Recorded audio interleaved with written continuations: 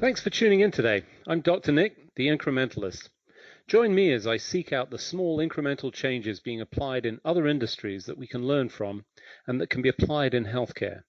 Can these changes bring immediate value, but also add up to the big improvements and revolution we need in healthcare? Come along with me to explore the possibilities. My innovative guests from around the globe have used small incremental improvements to achieve their moonshot. And today, as I am each and every month, I'm delighted to be joined by Dr. Craig Joseph. He's the Chief Medical Officer at Nordic Consulting Partners. Craig, thanks for joining me today. For having me once again.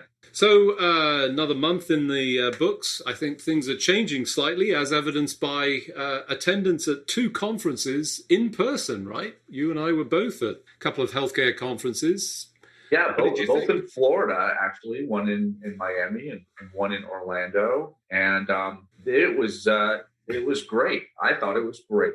I was very excited to see people in flesh again. And it wasn't the first time that I think either of us had been at conferences. Was it your first time? Oh, no. I'm to be a regular. I don't think I'll be quite as regular as I used to be. I'm just going to say that now.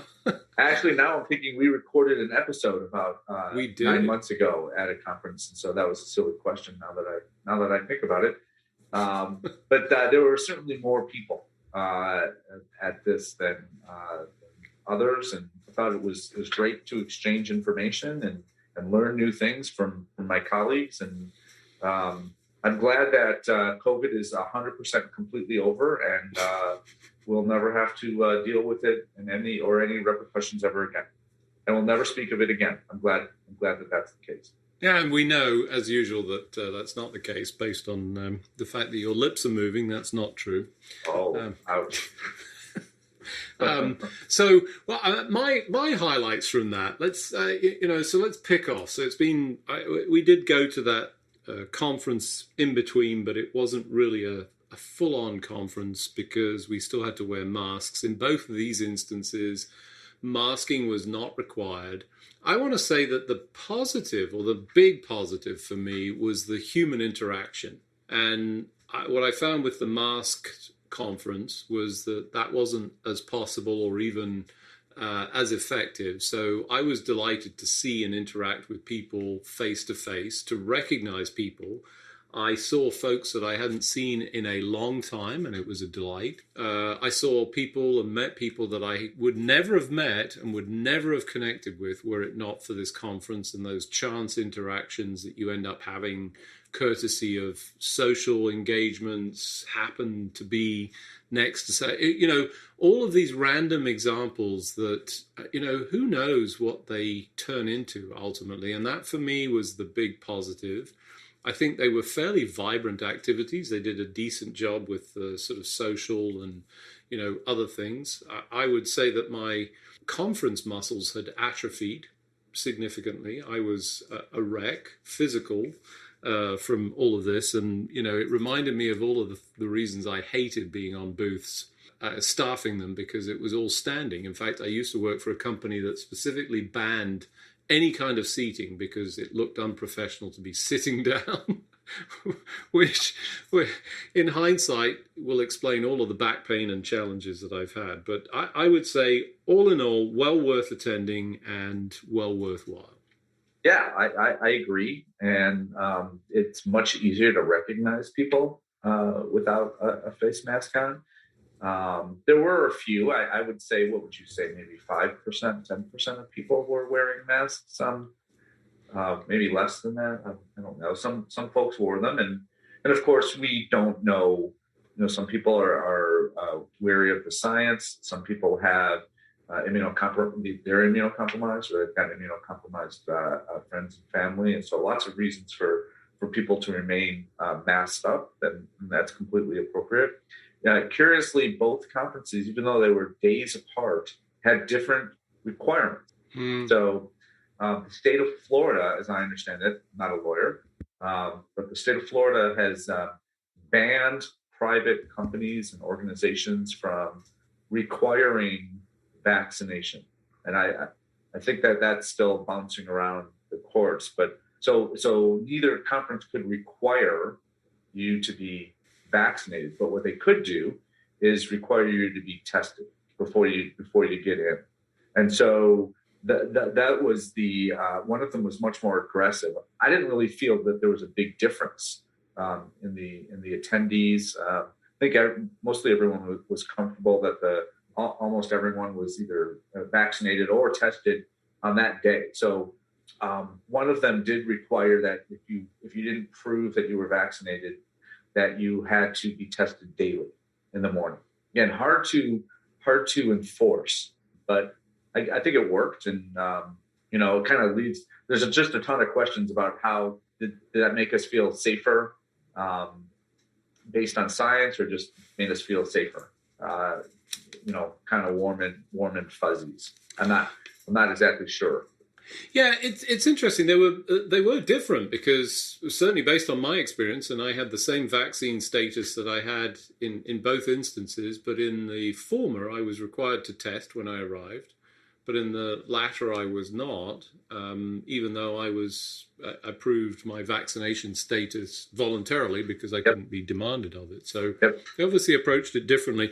The masking thing is interesting, and I, like you, noticed it. I would say it was lower than 5%, but, immaterial, and I had no issues. But it was a bit like the question I always have when somebody dies. I want to know what they died of. I think that's a frequent sort of request. And I've told my family when I die, please publish the reason why I died in the notification, because I know that I always wanted to know, and I felt like that with the masking, and it was not a pejorative question. I just wanted to know. I wanted to understand it was part of the sort of, process.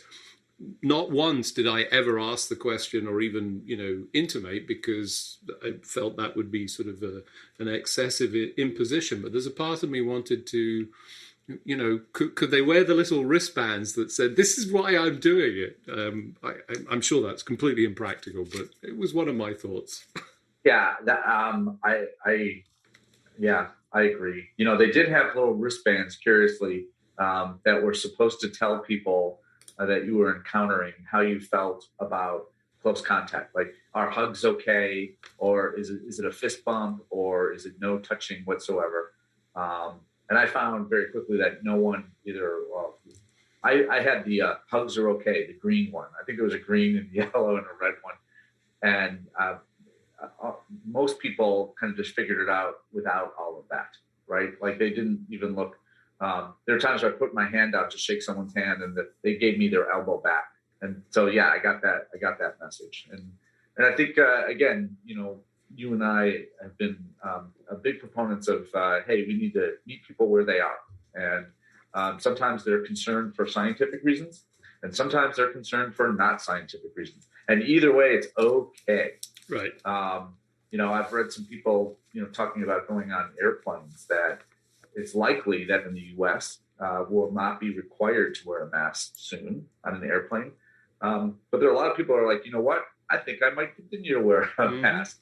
Oftentimes people get sick after coming on airplanes, in the pre-pandemic times, and I'm sure I got this cold because this guy next to me was hacking up a lung, and that, again, how do you know for sure? I don't know, but it might be easy. Well, I find it very easy and not difficult to wear a surgical mask, and so I don't know what I'm going to do. I think for a while I'll probably continue to wear a mask on airplanes, and also when I'm in large crowds. So you and I are at different ends of the spectrum. I'll rip that thing off. My risk tolerance is high, and my capacity or tolerance or just acceptance of it is not. And it's the sweat, and it was one of the reasons why I didn't want to do surgery. God, I hated those things.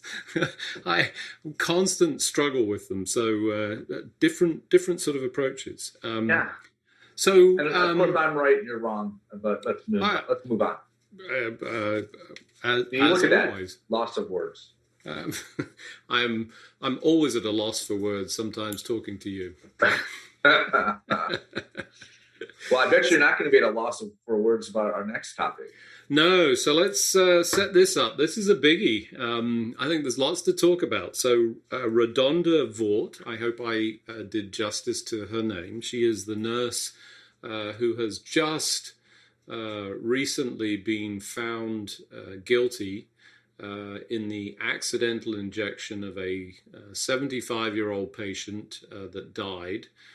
She was found or convicted of gross neglect and negligent homicide. These are terms that I'm not fully familiar with, but they are significant. They come with jail time.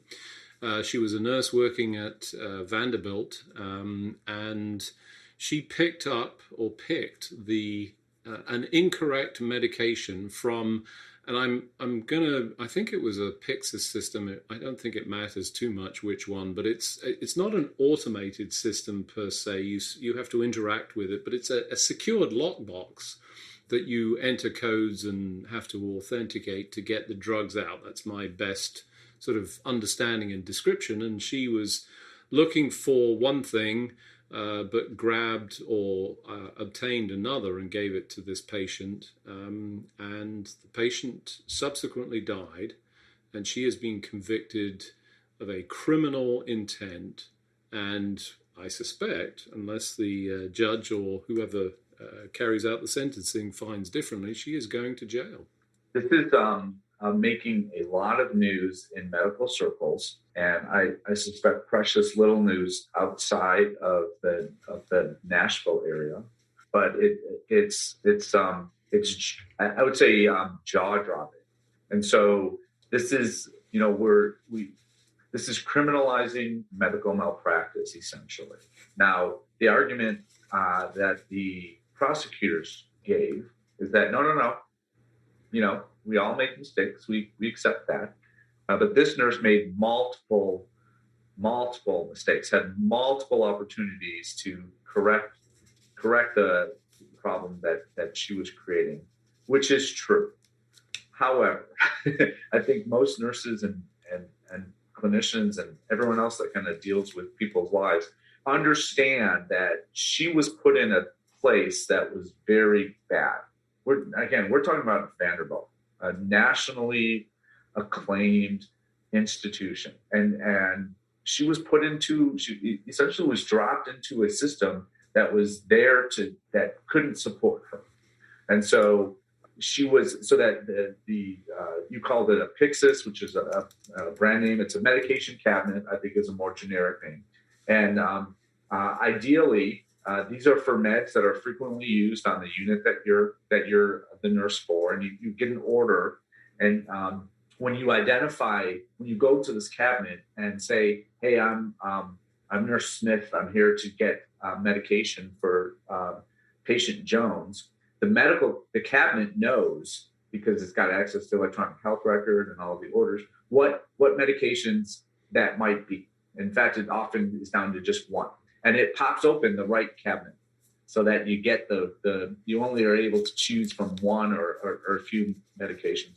In this case, that connection was not working. And the only way to get medications out was to do what they call an override, which is where you're bypassing the security systems that are in place to prevent this from happening.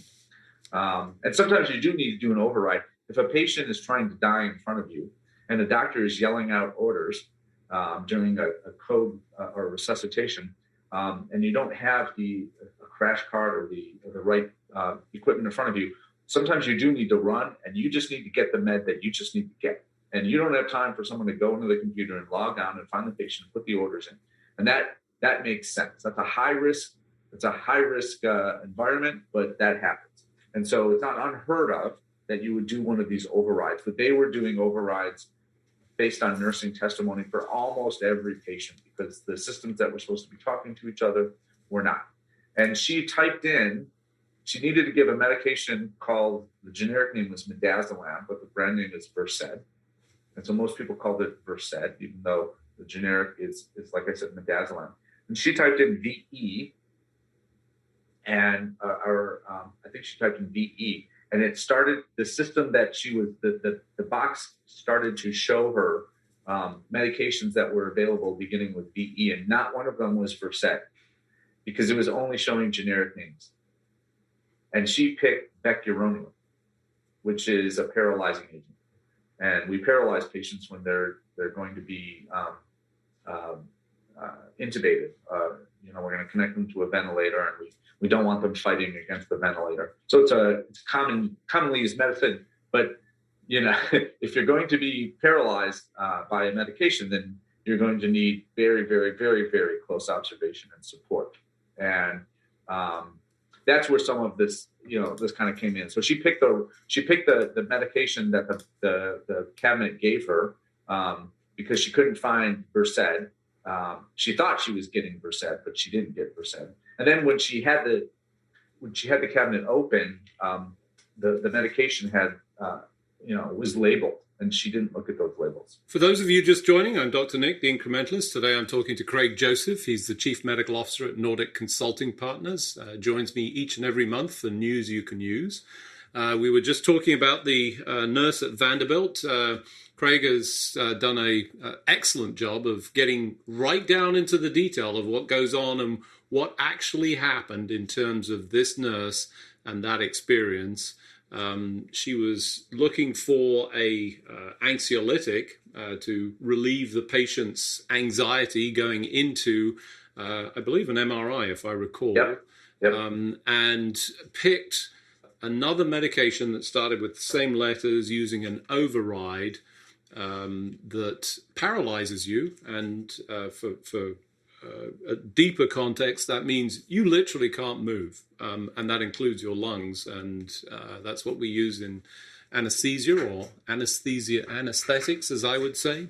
So why would anybody make that kind of decision or make that? I mean, for folks outside of healthcare, they're probably listening to this and going, well, how could you possibly make that mistake?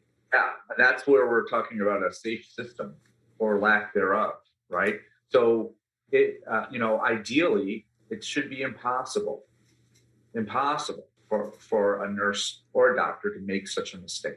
That's the goal that we're looking. So if you didn't do an override, and if we had all the systems in place, and again, it wasn't her choice to do an override, the systems weren't talking to one another. Ideally, there would be multiple checkpoints that would be technology driven. So for instance, medication barcode scanning. So under normal circumstances, which we're not operating at this hospital at this time, under normal circumstances in most hospitals in many parts of the world, you would take out a medication.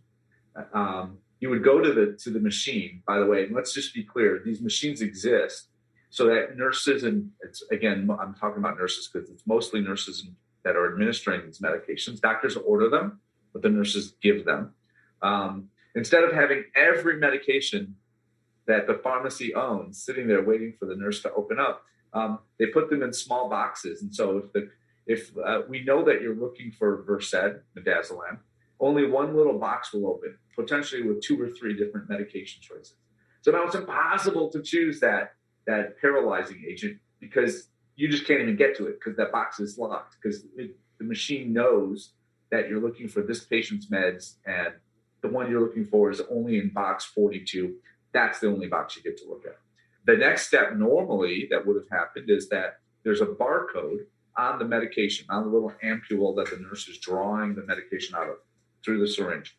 And the nurse would take that ampule back to the bedside and they would scan the patient's wristband, which is connected physically to the patient, that identifies the patient.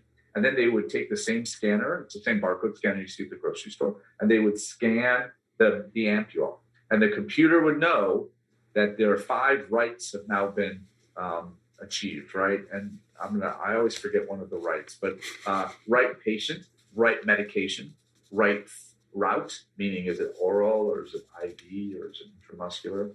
I think right time, and there's one other right, which I can never remember. And so all of these are achieved because the computer knows the time and the dose that you've taken out, the size of that ampule, and the patient. And that would have been, it would have beeped like a crazy. It would have gone off if she had tried to scan the barcode of the paralyzing agent. She couldn't because there was no scanner working at the time.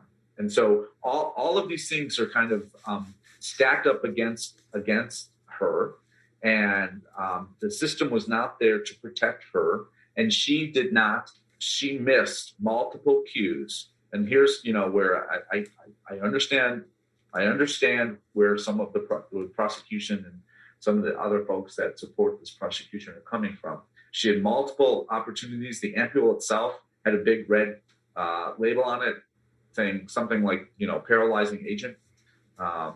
So you know what you're getting into. Plus, as I understand it, the medication she wanted was a liquid, and this one was a powder. So there were things that, under ideal circumstances, she should have seen. All of that said, when you criminally prosecute people for making mistakes, terrible, horrible mistakes, still, you are sending a message to everyone else around them. Do not, if you make a mistake, keep it to yourself. Don't try to identify it. Don't go public with it. Don't admit to it, because you might be going to jail. That is a very dangerous precedent that we've set here. It's chilling. It is truly chilling, because if we are to achieve the Six Sigma safety that we aspire to, that we have in airlines and everybody expects, because they don't expect to get onto an aircraft and, lose their life, which, used to happen many years ago, but they focused on a no-fault approach. And it's still imperfect, as we see, outside of that. We don't do a good job in healthcare.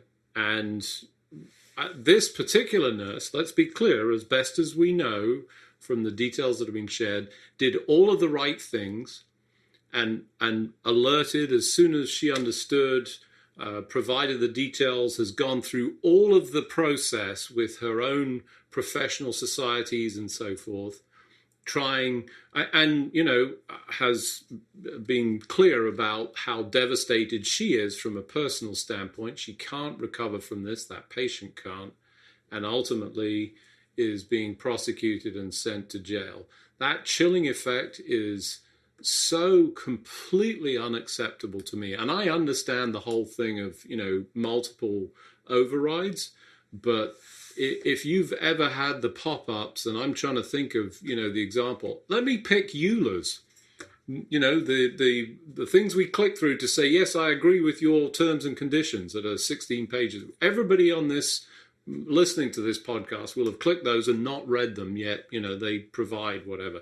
We all blast through. And in this particular instance, she had to, because that was the status of the technology and the requirement, and indeed the problem that they were having, because they weren't able to treat patients because these pop-ups and alerts were happening and had not been filtered out. We hear about alert fatigue. So that's not to excuse that she didn't do and make a mistake. She did all of the right things appropriately subsequently and is now being punished. And in this day and age, my heart bleeds for her, as it does for the family that lost this particular patient. But I just think it is entirely and utterly unacceptable. I don't know how you can look at any doctor, nurse, pharmacist, therapist in the eyes if we continue to do these things and say, listen, you're human. If you make a mistake, even if it's a close call, you need to tell us, right? And that's one of the major things that we've seen in the airline industry, right? It's not just when bad things happen, it's when bad things almost happen. That's really where you learn lessons. And to raise your hand and say, listen, I almost did this thing that was horrible, but I caught myself because of this, or someone else caught it because of that. And then that teaches all of us.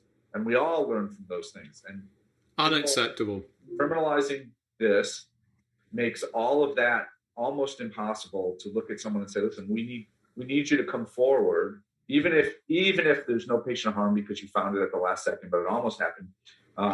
That's unlikely to happen. That is probably going to just be hidden away. And we as a group are not going to learn about it, can't put methods into improving it and making it less likely that something bad's going to happen. It's horrible all around. Yep. I think we're in complete violent agreement with regards to that for all of the safety reasons that you describe and the opportunities for improving healthcare. Unfortunately, as we have each and every week, we've run out of time. So it just remains for me to thank you, Craig, for joining me on the show today. Thanks very much. Thanks for joining me today. Do you have any better ideas, or have you found a small incremental change that's brought about a big improvement in your world? Let's continue the conversation on our hashtag, the Incrementalist, or share with me at Dr. Nick1 on Twitter. You can find more information about the show on our program page at healthcarenowradio.com. And tune in next time to hear my discussions with leaders and innovators from around the globe who've revolutionized their space by using small incremental improvements to achieve their moonshot. I'm Dr. Nick, the Incrementalist, and I'm starting a revolution through evolution.